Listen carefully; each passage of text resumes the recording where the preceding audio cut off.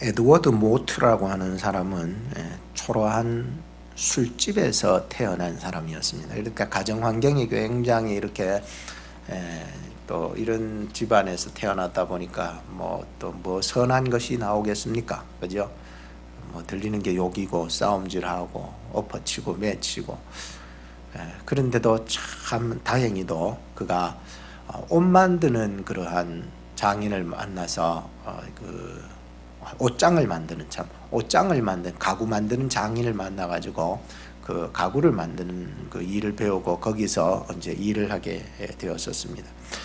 근데 그 가구를 만들면서 늘 불평을 하는 것입니다. 내가 겨우 이런 공장에서 이런 일을 망치나 두들겨가면서 내가 이런 일을 해야 되나 싶어 하면서 자기 속에 있던 그 열등감, 반항심, 원망, 불평 이런 것들이 막 뛰쳐나가면서 정말로 막 그렇게 일을 하기 시작해요. 일이 제대로 되겠습니까? 잘 되지 않죠.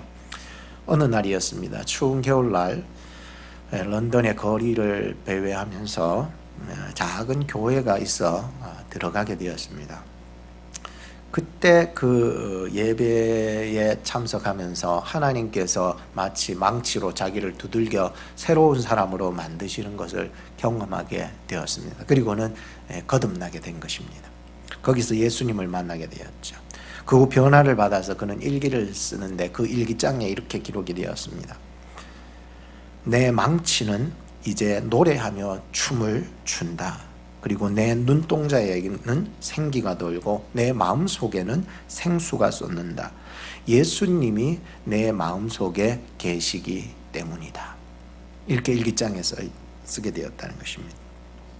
이 사람 인생을 보면 정말 목적 없이 그냥 살았고 또 그냥 일을 해도 늘 그 불평하고 원망하며 그렇게 일을 하는 사람이었는데 무심코 교회에 들어갔다가 예배드리다가 하나님 말씀 듣고 하면서 하나님이 자기를 새롭게 만들어 주셨다라고 하는 것이었습니다. 참 그러다 보니까 어떻게 변화가 생겼냐면은 이제는 자기가 일을 해도 보람이 생기는 거예요. 보람이 생기니까 능률이 생기더래요. 능률이 생기니까 소문이 나더래요. 자기 때문에. 그러니까 소문이 나니까 그 가게가 성공을 하기 시작하는 가구점. 그러니까 그 가구점에서 그가 사업가로 크게 이제 성공을 하게 됩니다. 그리고 그가 내가 이 모든 것은 하나님의 은혜고 예수 만난 은혜이기 때문에 내가 버는 돈 족족이로 하나님의 교회를 세우겠다고. 참 놀라운 결단을 하게 되는 거예요. 그리고는 그분이 이제 또 목사 안수를 나중에 받아가지고는 목사님이 되셔서 하나님의 복음을 증거한 사람이 되었다라고. 아까 전에 우리가 찬송 불렀던 그 찬송을 지었던 사람이었습니다. 이 몸의 소망 무인가 우리 주 예수뿐일세. 그 사람이 이 찬송가를 지었다는 것입니다. 오직 예수만이 자기가 살아가야 될 이유고 희망이고 소망이 되었다라고 하는 것이었습니다. 지난 주간에 우리가 기도하고 있는 그 필리핀의 이정년 선교사님으로부터 연락이 왔습니다. 그래서 그 소식지를 이렇게 보면서 지난번에 보내준 그 선교비 또 이렇게 그것이 너무 감사했더라는 거예요. 이번에 팬데믹 가운데 어려움을 겹치면서 그 필리핀의 가난한 자들을 복음을 전하고 있으니까 그들에게 쌀 나누는 운동을 했다는 게 그걸 가지고 받은 헌금을 가지고 그래서 쌀 구입해서 가난한 자들에게 쌀을 나눠주니 너무 감사하다고 또 교회와 또 목사님 앞으로 감사하다고 얘기를 전해 들었습니다. 이제 팬데믹이 되면서 하루에 필리핀의 확진자가 6,000명씩 늘어나기 시작했는데 참 감사하게도 자기가 선교하는 데 있어서는 지장이 하나도 없어서 너무 감사하다고 연락이 되었었습니다. 정말 감사한 일 아니겠습니까? 어려움이 닥치면은 오히려 교회가 줄어들고 교회 안 나오기 마련인데 거긴 더 나오더라는 거예요. 왜 그러냐 쭉 한번 읽어보니까 문장을 길게 썼어요.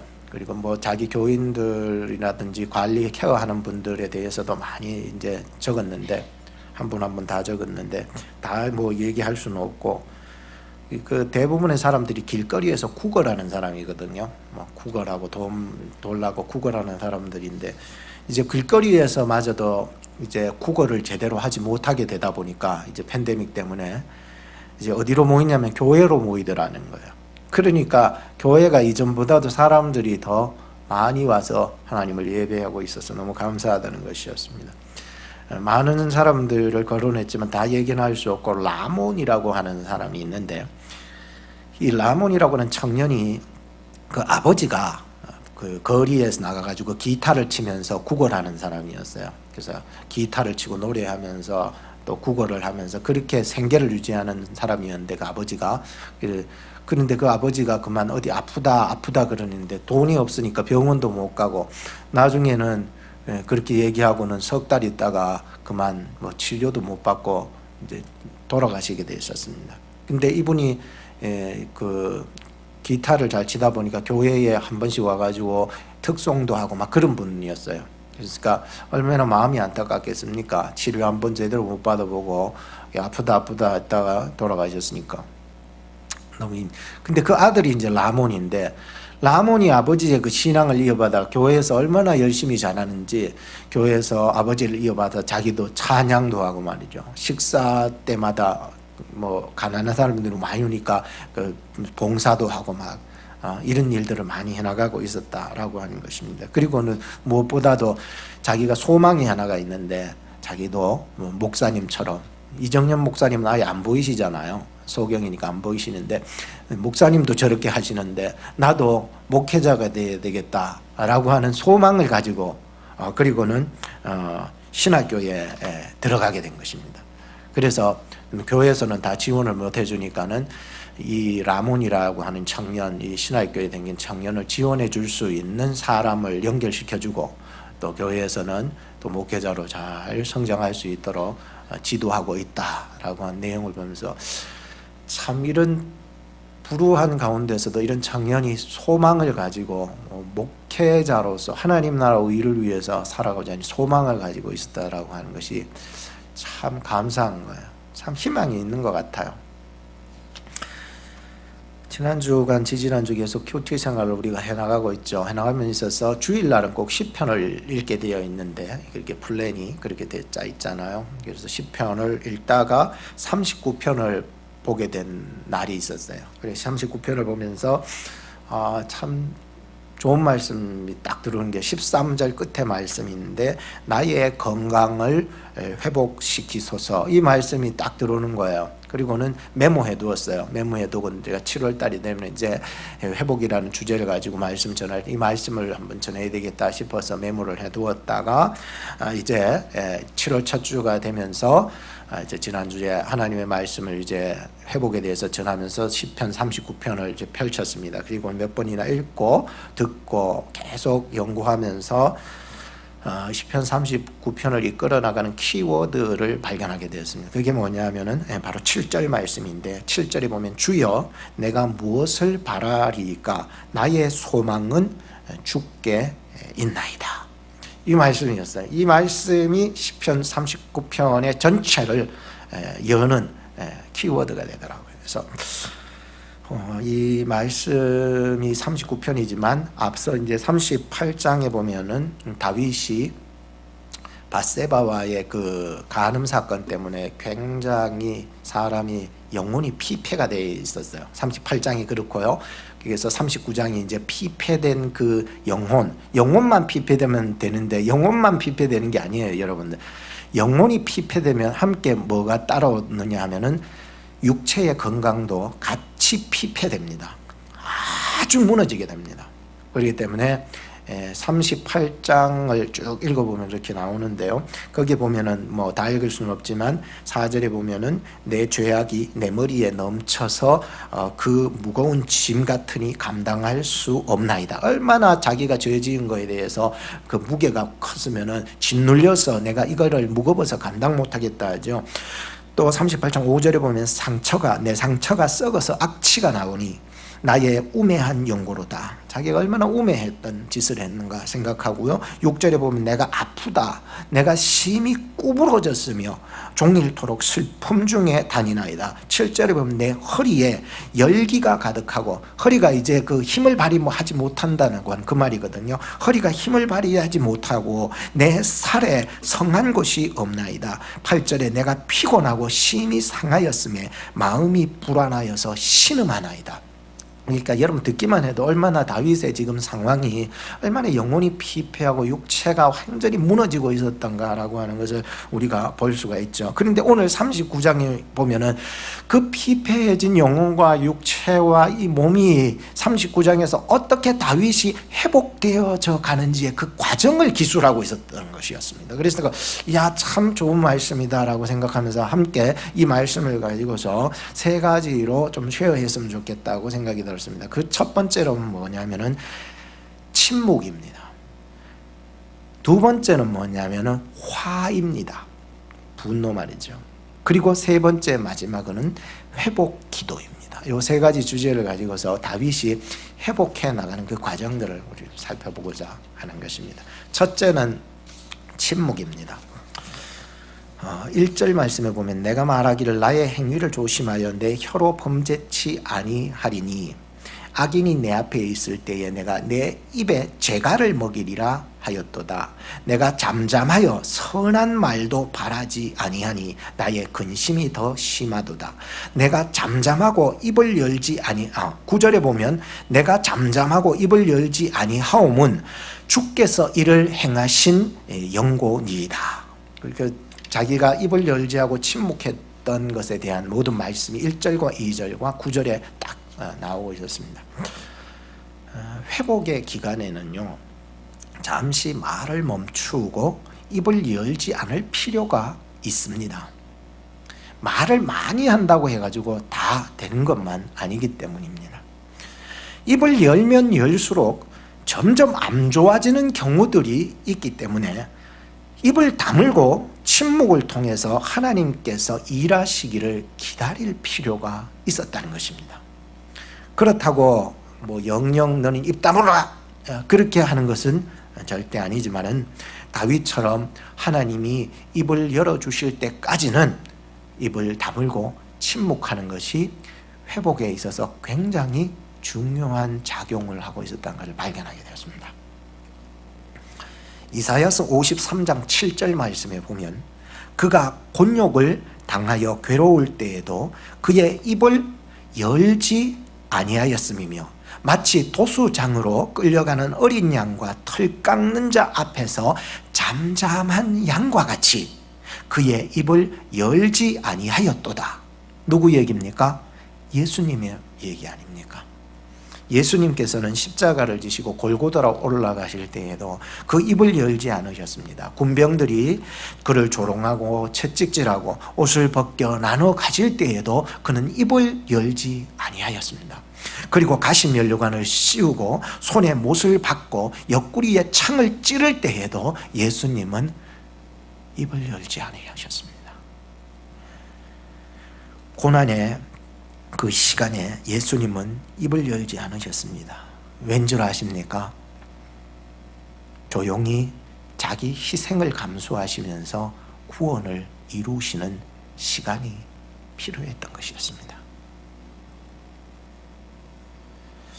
다윗은 지금 입을 열지 않습니다. 아예 자기 입에 무엇을 먹여요? 재갈을 먹인다는 것입니다. 재갈이라고 하는 것은 쇠꼬쟁이를 말의 입에다가 딱 물려가지고는 줄을 매가지고는 제어하는 장치가 재갈인데 마치 자기의 입을 제어할 수 있도록 자기 입에다가 재갈을 물렸다. 그게 뭡니까? 진짜 재갈을 물렸다라고 하는 말이 아니라 내가 이제 침묵하기로 작정을 했다라고 하는 그런 얘기. 였던 것입니다. 그래서 성경을 보니까 악인들이 자기 앞에 왔을 때에도 자기는 입을 열지 아니하고 그리고 또 아무리 선한 말이 생각이 나고 하고 싶은 말이 그들 앞에 생각이 나도 결코 말을 하지 않았던 것이었습니다. 왜냐하면 하나님이 치유하시기까지 하나님이 자기 속에서 채워주시기까지 다시 하나님이 자기 입을 열어서 말씀하게 하시기까지는 그는 자기의 행동을 1절 말씀처럼 행동을 조심하고 그리고 혀를 놀리지 않기로 그는 작정을 하게 된 것이었습니다. 누가복음 1장에 보면은요, 세례 요한의 아버지가 나오죠. 누굽니까? 사가랴와 엘리사벳이 나옵니다. 그리고 그 아버지 사가랴가 하나님의 천사를 통해서 하나님의 메시지를 받았죠. 그런데 너를 통해서 예수님의 길을 예비할 세례 요한을 나게 할 것이다 라고 하니까 세례 요한의 아버지였던 그 사가랴가 처음에는 믿지 않았어요. 그러니까 그 하나님 천사가 뭐예요? 너는 세례 요한을 낳을 때까지 너는 뭐가 되려라? 벙어리가 되어라. 입을 딱 닫아버리신 거예요. 하나님이 입 닫아버리시면 아무리 말하고 싶어도 못하는 것입니다. 그리고는 1년이 지나서 그를 서판에 이제 출생 기록을 기록할 그때에 성경에 보니까 하나님이 입을 열어주신 것이었습니다. 그때서야 드디어 입이 열렸던 것을 보게 되었습니다. 우리의 입을 열고 닫으시는 분이 하나님이십니다. 하나님이 우리의 입을 열고 닫으실 때에는 그 사람은 하나님의 말을 하는 것입니다. 그러나 하나님이 입을 닫으셨음에도 불구하고 계속 나불나불거리면 그거는 하나님의 말씀이 아니라 내 말이 된다는 것입니다. 그러니까 하나님께서 우리로 하여금 이렇게 침묵하실 때에는, 입을 닫아주실 때에는 하나님이 입을 닫고 있는 것이 너에게도 유익하고 나에게도 유익하기 때문이었습니다. 그러므로 말미암아 다윗은 이 침묵을 통하여서 자기 자신을 하나님이 채워주시는 그때까지 회복을 해나가고 있는 것을 보게 됩니다. 자, 두 번째는 화입니다. 하나님이 이제 말씀하게 하실 때가 옵니다. 어떻게 표현하게 하느냐는 것은 여러 가지 표현이겠지만은 오늘 다윗의 모습을 보니까 화로 표현이 되고 있는 것을 보게 됩니다. 3절을 한번 보시기 바랍니다. 어떻게 됐냐? 3절을 보니까 이제 어떻게 됩니까? 내 마음이 내 속에서 뜨거워지는 거예요. 하나님이 주신 뜨거운 마음이었다는 거예요. 이건 자기가 뜨거워서 열받아서 저놈 새끼 보니까 그 뜨거움이 아닌 거죠. 하나님이 그 마음을 뜨겁게 해주셨다는 것입니다. 내 마음이 내 속에서 뜨거워서 묵상할 때에 화가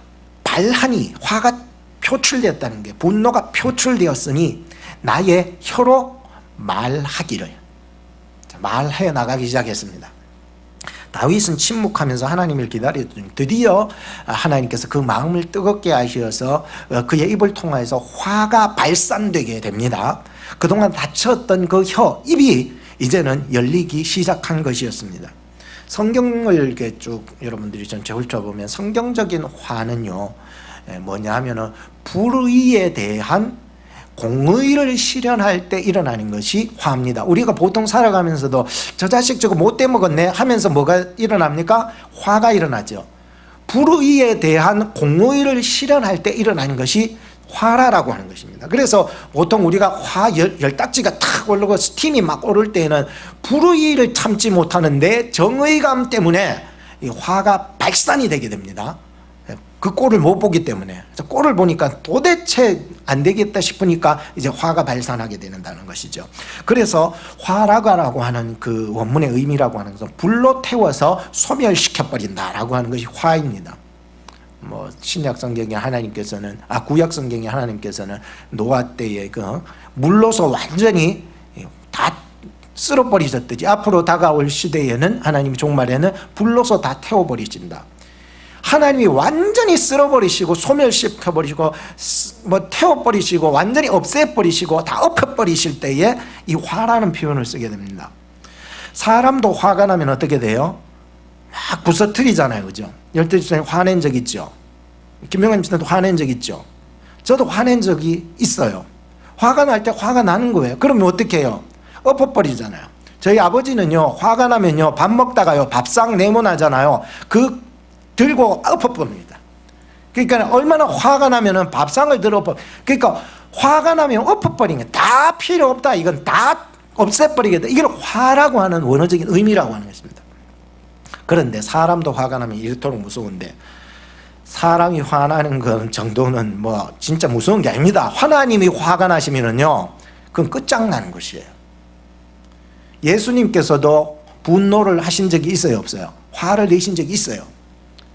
성전에 들어가셔서 꼴을 보니까 소와 양과 비둘기를 파는 사람과 또 돈을 바꾸면서 장사질을 하는 그런 사람이 그 안에 있는 거예요. 그래서 아버지의 집을 이 장사진으로 만드는구나, 또는 강도의 구려를 만드는구나, 이렇게 해가지고는 그 양과 소를 다 채찍을 만들어서 쫓아내버리고, 그리고는 그 돈 장사하는 그 사람의 상을 갖다가 예수님이 엎어버리셨습니다. 상을 엎어버렸습니다. 아예 완전히 이거는 성전이 아니다, 이거는 장사꾼들이지, 이거는 강도의 구렬이라면서 다 엎어버리셨습니다.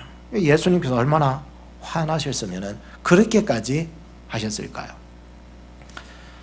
무턱대나 놓고 화를 잘 내는 사람은 성경적인 화라기보다는 인간적인 화가 대부분입니다. 그래서 화를 어떻게 다스리는가가 우리가 굉장히 중요합니다. 인격 신앙에 있어가지고 굉장히 중요한데요. 창세기 4장에 보면은 가인이 화를 다스리지 못하니까 결국은 동생을 죽이는 사건이 일어나고 있죠. 그때 하나님이 화를 다스리지 못하고 동생을 죽인 이 가인에게 이런 말씀을 하셨습니다. 죄가 너의 문 앞에 도사리고 있으니 너는 죄를 다스리라 라고 이렇게 얘기를 하는 거예요. 이게 의미가 뭘까 곰곰이 여러분 묵상해 보시면 이제 이해가 되는 거예요. 항상 죄라고 하는 놈은 항상 우리 마음 밖에서 사자와 같이 삼켜먹으려고 어렁거리면서 언제 들어올지 모른다는 것이에요. 우리의 마음을 잘 다스리지 못하면 언제 들어와서 우리로 하여금 폭발하게 만들어버린다라고 하는 그 의미들을 가지고 있기 때문이었습니다. 그래서 화라고 하는 것은 죄가 되지 않도록 우리가 다스려 가야 된다, 이 얘기예요. 그 얘기가 하나님이 우리로 하여금 가인 때나 지금이나 똑같아요. 그러니까 우리로 하여금 살아가면서 항상 죄란 놈은 문 밖에 기다리고 있어요.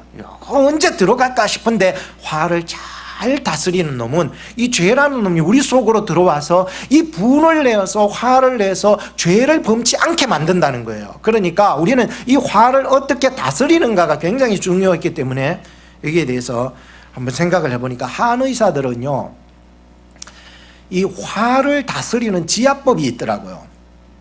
여러 사람들의 이제 한의사들을 제가 만나봤어요. 직접 만나본 게 아니고 유 선생님을 통해 가지고 만나봤어요.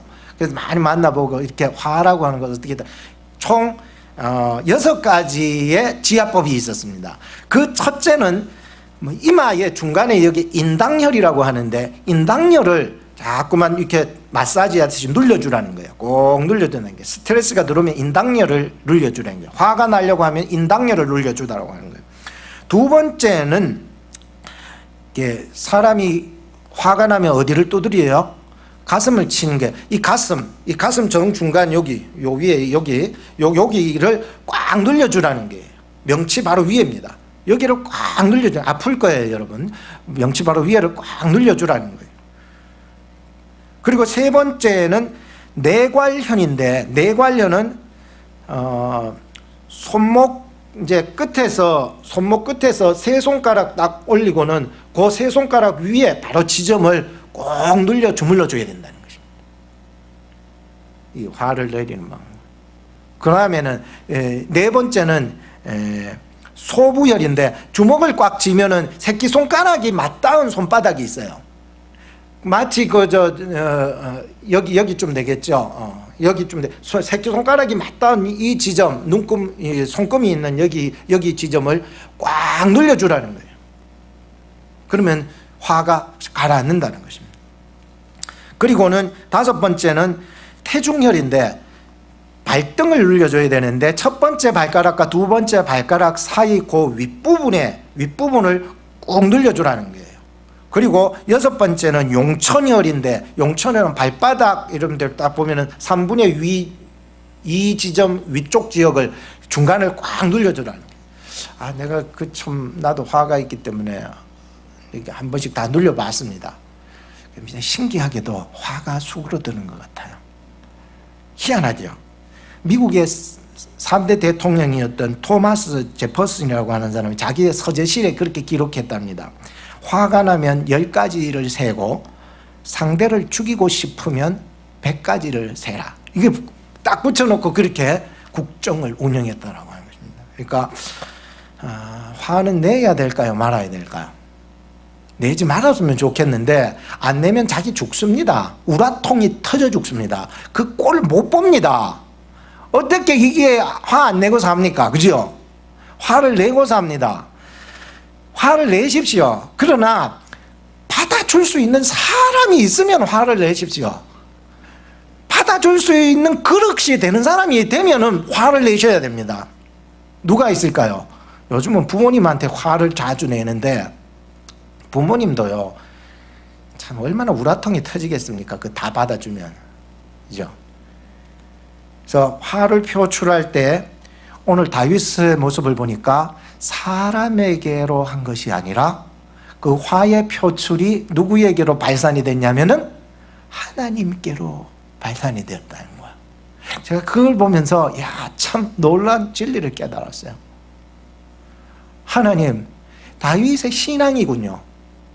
다윗은 자기의 화를 하나님 앞으로 나아가가지고 하나님께 탄원 기도를 하는 것입니다.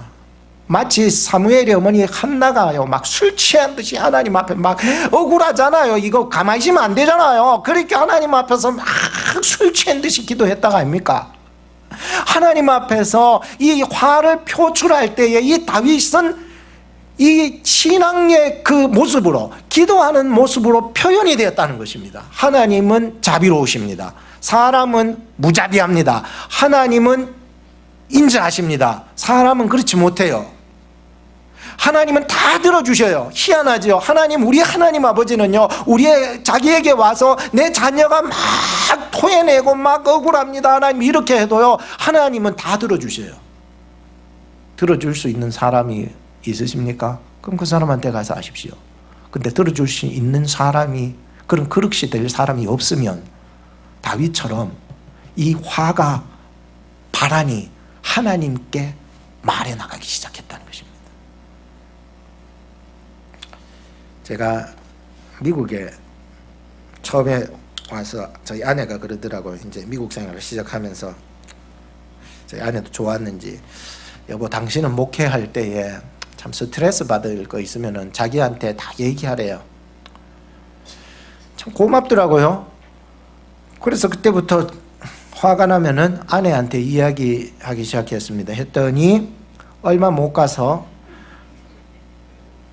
내가 그녀에게 화를 내는 것보다도 고깝절로 보복과 증오와 미움으로 막 나에게 닥쳐오니까 더 이상 이 사람은 그릇이 안 되는구나.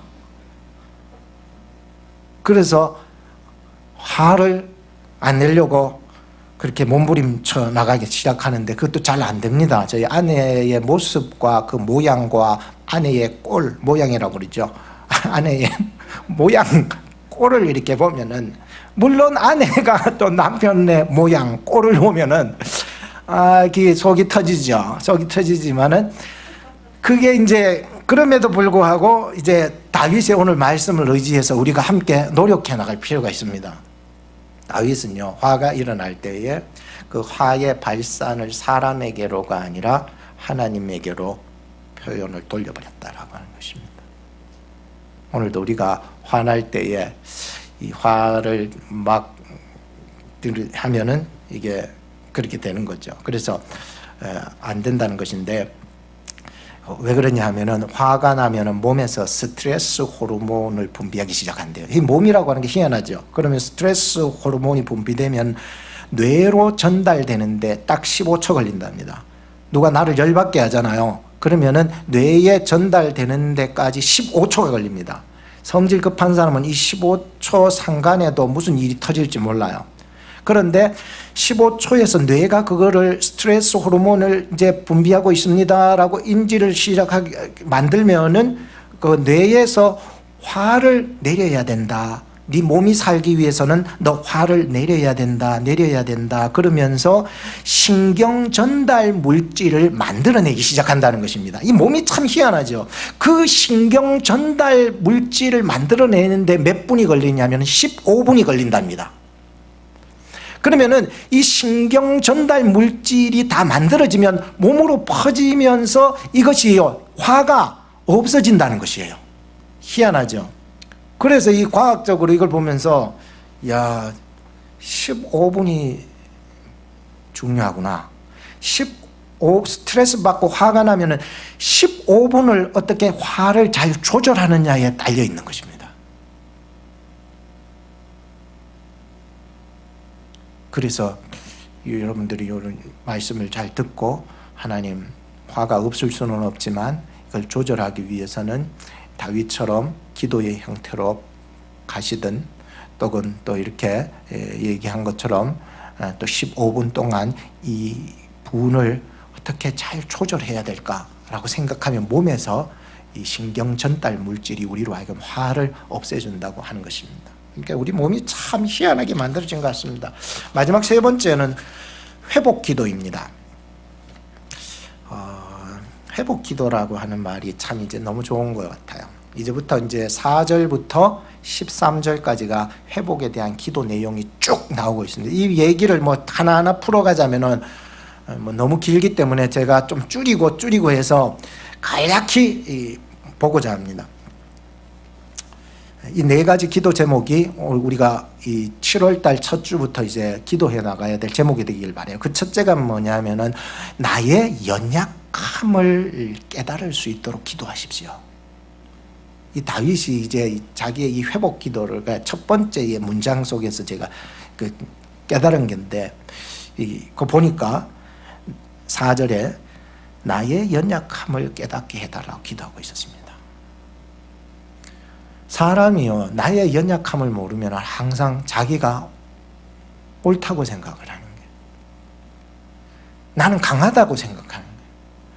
하나님 앞에 회복받기를 원하시면 주님, 나는 연약합니다. 연약한 모습입니다. 자기의 부족함, 이런 것을 하나님 앞에 철저하게 내려놔야 된다. 나 이런 사람입니다. 이런 사람밖에 못 됩니다. 철저하게 깨닫고 자기를 연약함을 내려놓을 줄 아는 사람이 회복할 수 있었다는 것입니다. 두 번째는 7절 말씀인데 나의 소망을 죽게 두기를 기도하십시오. 누구에게나 소망이 없으면 그 사람 안 됩니다. 희망이 없습니다. 소망이 있어야 됩니다. 소망을 그런데 물질에다 둔다? 절대로 안 돼요. 성경을 보니까는 6절에 보니까 물질을 쌓아도 죽으면 그 돈이 다 누가 취할는지 모른다는 거예요. 그렇기 때문에 물질에 마음을 두면 안 된다는 거예요. 누구에게 마음을 둬요? 7절에 보니까 나의 소망을 죽게 두나이다. 하나님, 내 마음의 소망을 죽게 두게 해주십시오.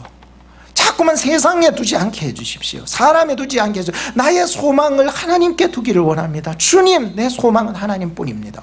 하나님만이 나의 소망입니다. 이런 사람들 말이죠. 그 사람이 회복될 기미가 보인다. 세 번째는 어떻습니까? 8절에 보면은 나의 죄가에서 건져달라고 기도하시기 바랍니다. 죄에 항상 묶여 있으면 항상 죄로 말미암아, 그 무게로 말미암아 이 영혼만 피폐되는 것이 아니라 육체까지 막 어려서 나중에 허리까지 아프고요, 나중에는 너무 힘드는 것입니다. 힘을 쓸 수가 없다는 거예요, 죄 때문에. 그러니까 하나님, 나의 죄의 제목들을요 하나하나 생각나게 해주십시오. 그리고 죄가 생각이 나면 하나님 앞에 나가서 용서함을 비세요. 자비하시고 인자하시고 긍휼이 많으신 하나님께서 예수 그리스도의 이름으로 그 보혈의 능력을 믿고 기도하는 자의 죄를 맑게 씻어주실 줄로 믿습니다. 이 부분은요, 이게 회복이 되는 거예요. 마지막 네 번째는 뭘 기도해야 됩니까? 나의 건강을 위해서 회복하게 해달라고 기도해야 합니다. 저는 건강에 대해서 그렇게 생각지 않았는데 어느 날 내 책상에 보니까 영양제가 한두 병씩 모여서 어느덧 몇 병의 영양제가 그거 있는 거예요.